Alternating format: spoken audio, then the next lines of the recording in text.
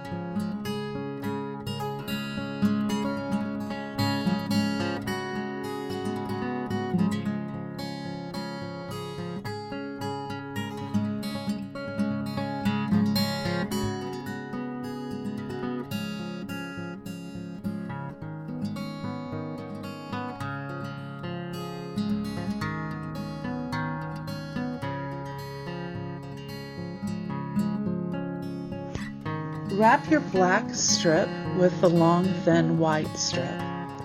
Run it through your pasta machine on the thickest setting.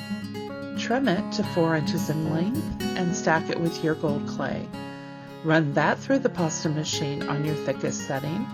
Stack your white and your color and run them through the machine on your thickest setting.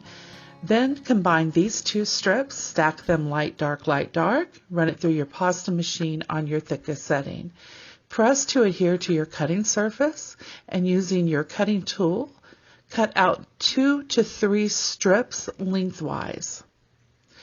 These strips will become the walls and the lines within the inside of your geode.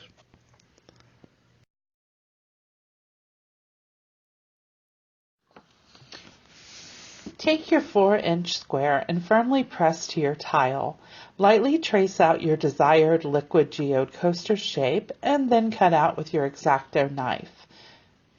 Then take one of the strips and lightly secure to the outer edge of your geode. We are working on top of the base, not alongside of it. Make sure the colored stripes are on top. I suggest you cut the stripes at an angle. The joint will be smoother. The easiest way to do this is to tilt the strip onto its side and cut. Rejoin and smooth in the direction of the stripes for the best finish.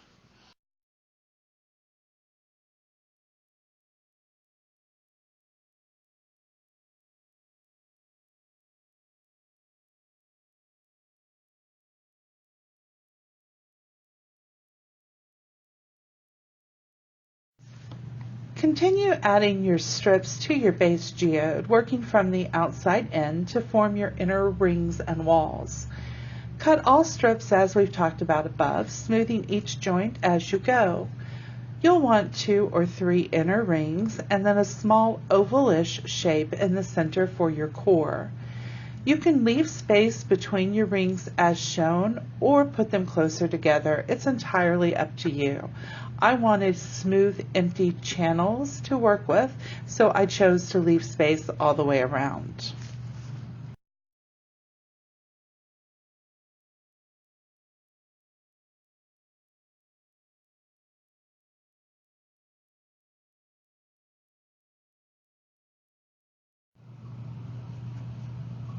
Continue working with your geode and make any adjustments necessary to ensure that all of your stripes are firmly attached to the base.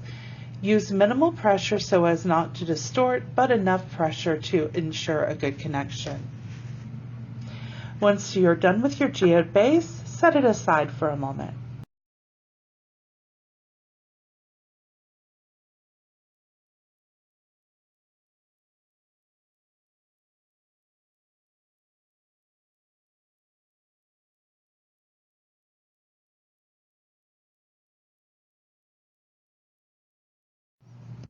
Adjust your strip cutter to a width that includes the base geode and the height of the walls. The height of the geode from the base of the tile to the top of the wall is the measurement you need. If you're using the RJ Craft cutter like I am in this video, one magnet added should do the trick. If you're using a ruler, you should be in the area of about 1/4 of an inch thick. Cut one long strip of your gold tone and wrap that strip around the outside wall of your geode. Trim it with a straight cut and smooth the joint.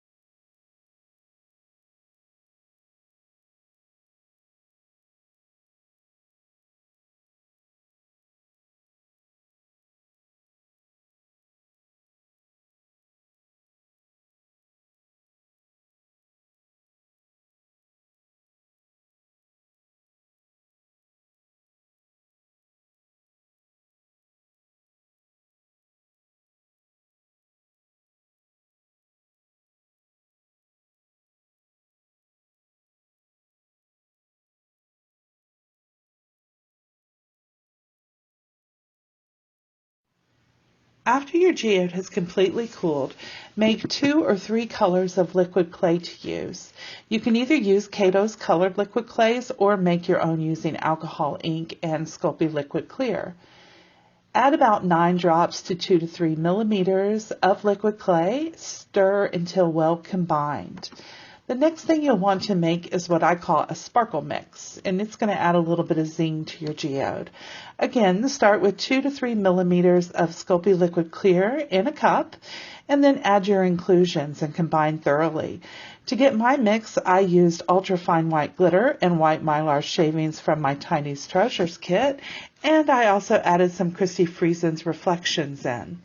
You can use any inclusions you like. Always stir your mixes thoroughly before using.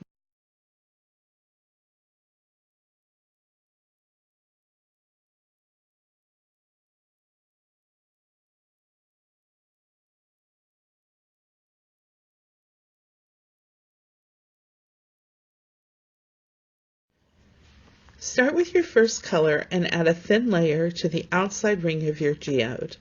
Using your needle tool or toothpick, pop any air bubbles as you go and work the color all the way to the walls on either side of the channel. Other than tweaks, this is the only color layer we will add, so make sure we get a nice, even, thin coat along the bottom.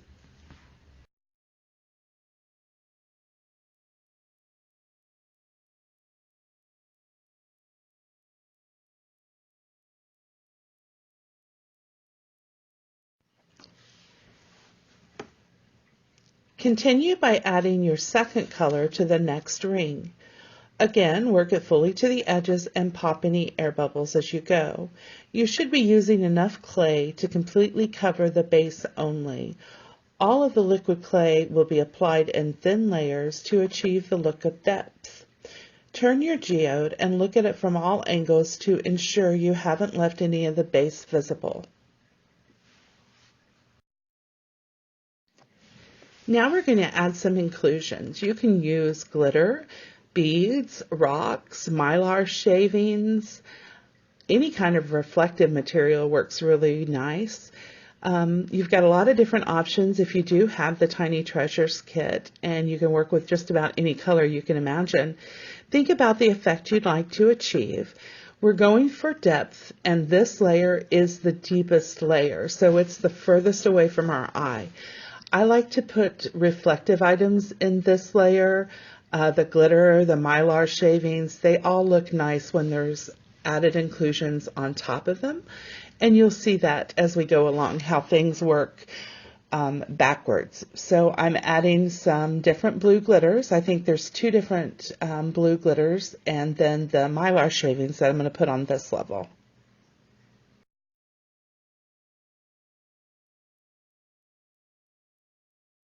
One thing that I would caution against using in this layer or any of the levels really are rhinestone type things.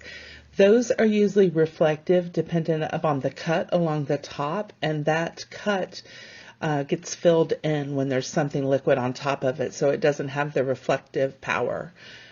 It will still reflect through, but that's likely just to be a little round circle of reflection without the dimension.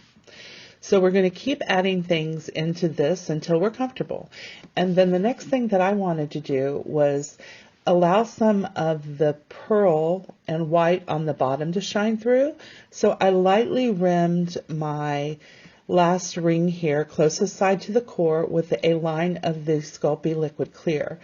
And then as you can see, I'm just using my pointy tool to add little tiny bits of the blue color on the other side of the wall, and then just kind of work them together a little bit.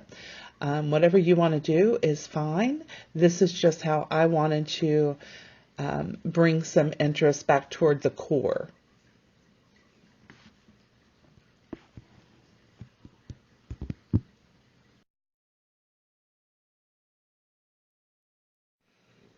Once you have your innermost rings completed to your satisfaction, squirt a little bit of the Sculpey Liquid Clear into the core and then fill it with the material of your choice. I'm using a chunky glass glitter from Reflections in a color called Antique Gold. But you can fill this with some of the items from the Tiny Treasure Kit. There's a chunkier gold glitter in there that would work beautiful. You can put natural stones in the center of it, little tiny crystals, anything you want to. And if you do what I just did here and spill some on the outside, it's pretty forgiving stuff. Just scoop it up and fill the hole back in, and away we'll go.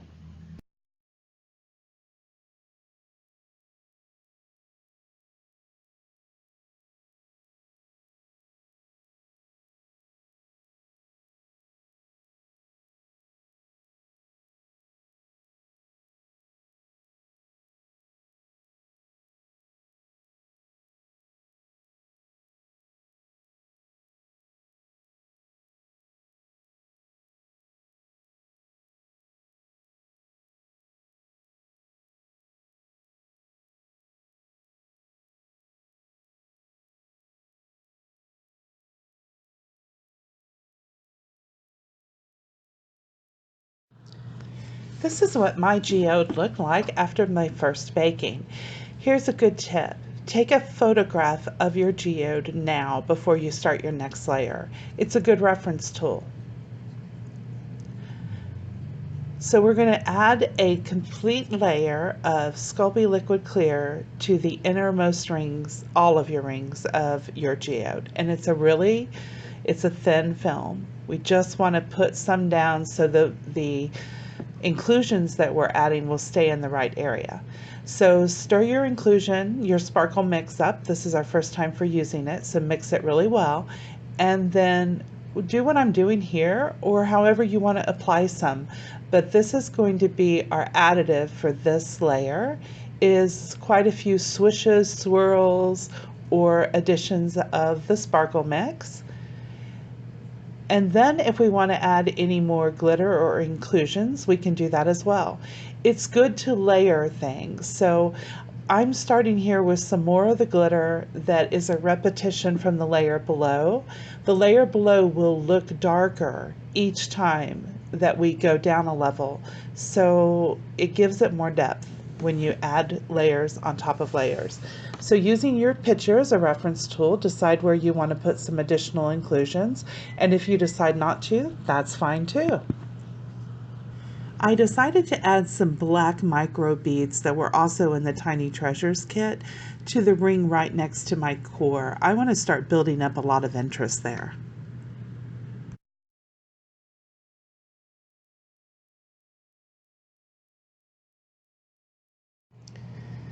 I'm also going to add a little bit more of the liquid clear and some glitter to my center core to start building a little depth there as well.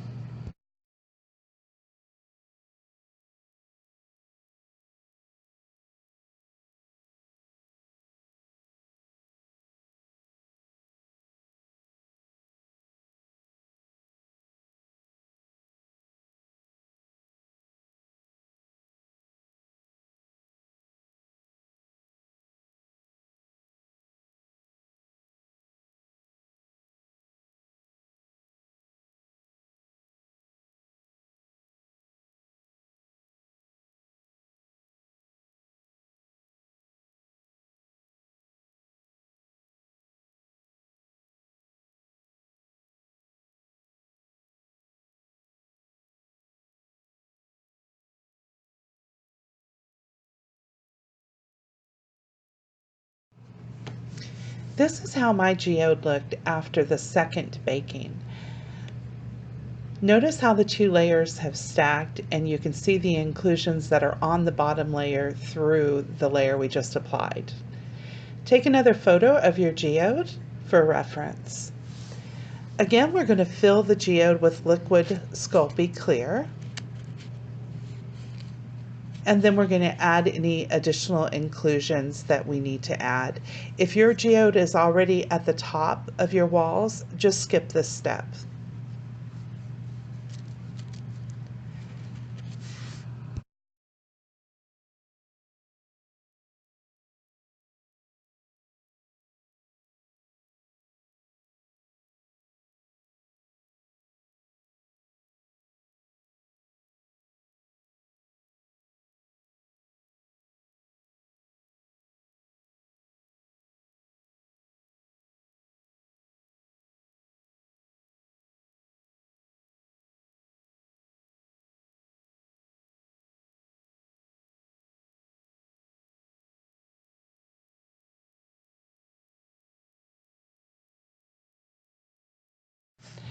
This is how my geode looked after the third baking.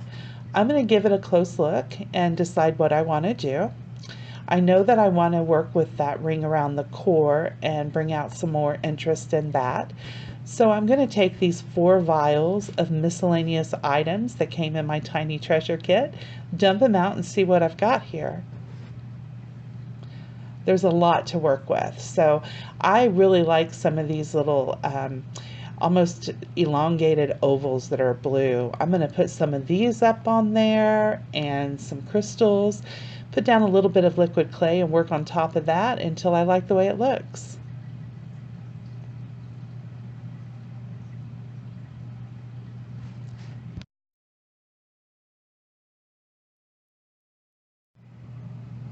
Next, I'm going to put down a little bit of color, the same color that I've worked with at the very beginning in the different layers.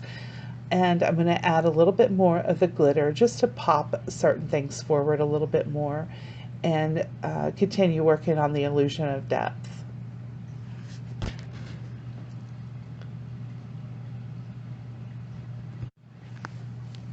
So I'm going to add a few more swishes of color as well to this inner ring just to highlight a little bit there. It looks a little bland, so I want to put some more of the mylar or glitter here and pop that back up.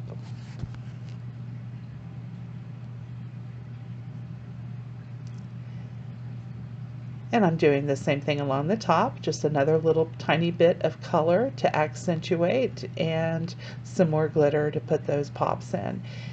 Anytime you get a little bit of overflow or dribble that you weren't really intending, like on the bottom left of my area, just wipe it with an alcohol wipe or a paper towel spritzed with a little alcohol. It'll be fine.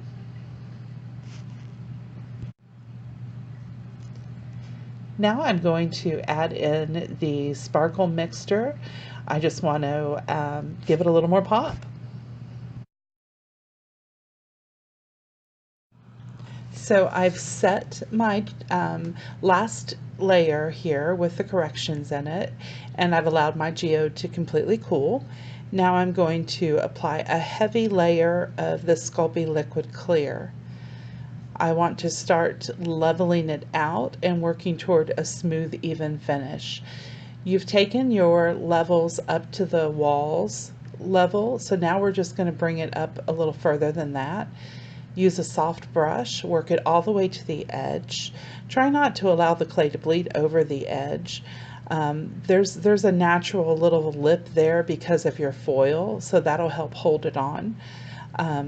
So after you've coated the geode and worked it to the edges, allow it to rest for a minute and it will kind of self-level, and then put it in the oven and bake it.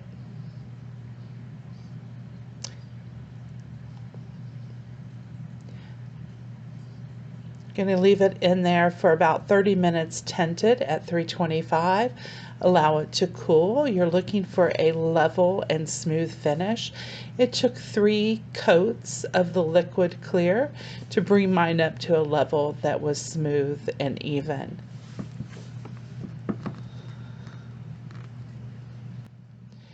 And an add note to this, I spoke with Pandora and she let me know that deep shine is completely bakeable. So if you're using deep shine on your piece as your resin, you can certainly put that back in the oven to bake it. I thought that was super exciting.